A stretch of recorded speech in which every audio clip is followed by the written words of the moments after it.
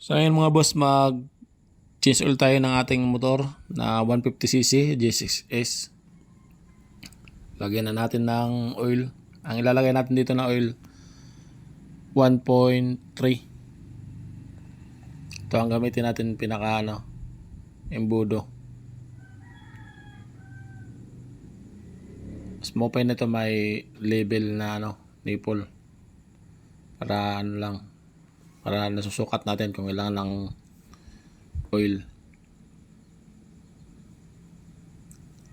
Kada 2,000 kilometer ang ating pag-change oil.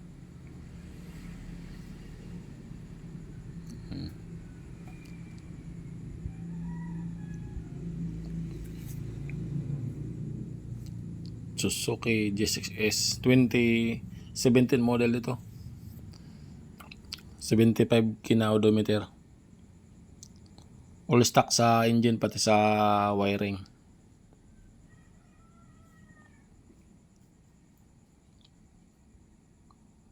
Fuel filter nito hindi pa natin na palitan.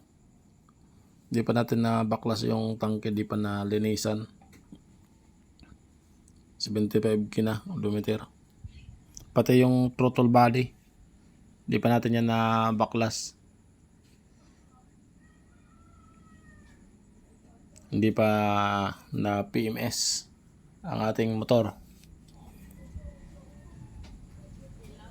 Change oil lang. Tapos palit air filter.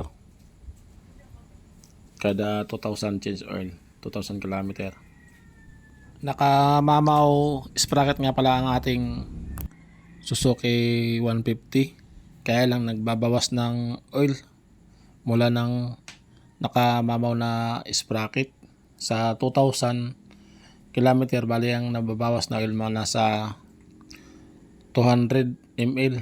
Malakas din, 200 ml kada 2,000. Bali pag naka 1,000 odometer ka na, magdadagdag ka na ng 100 ml na oil. Yun lang naman ito, nagbawas ng oil ng pinunta natin ng mamaw na sprocket. Ang naitulong naman sa atin ng mamaw na sprocket maganda naman ang kanyang hatak, tsaka mabilis pag top speed. Hindi siya alanganin pan overtake. Kaya lang medyo lumakas sa oil tsaka sa gas. Bali sa sunod hindi na natin ito lalagyan ng mamaw na sprocket. Nanginayang lang tayo dahil bago pa yung sprocket na yan. Ang ilalagay na lang natin dito 120 na tire. Kasi malaki rin yung tire na nakakabit 150, 140. Tas sa sunod 120 na tire ang ating kabit sa likod para mas magaan kahit hindi na tayo magmamaw na sprocket. Ito 100 kanina, 200, tapos 1,000. Bali 1.3 na oil.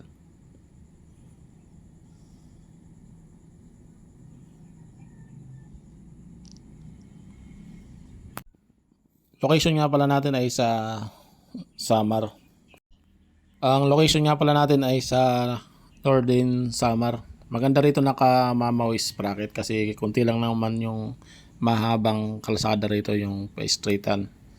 Madalas kurbada kaya napakaganda kung naka-mamaw sprocket ka.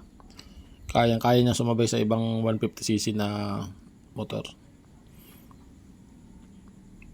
Tsaka malakas talaga siya para sa akin sa 150cc. Napaka solid.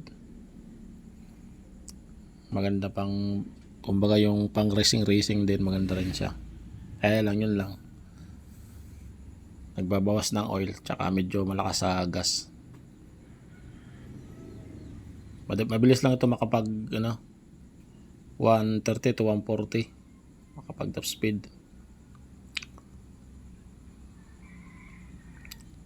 Kahit yung 5th gear nito tsaka 6th gear, malakas talaga ang hatak niya dahil nga sa mamaw na sprocket.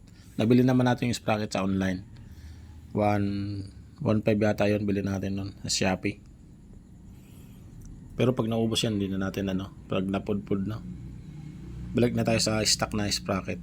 Tire naman yung palitan natin, 120. 120, 70, 17. Kabit natin na tire.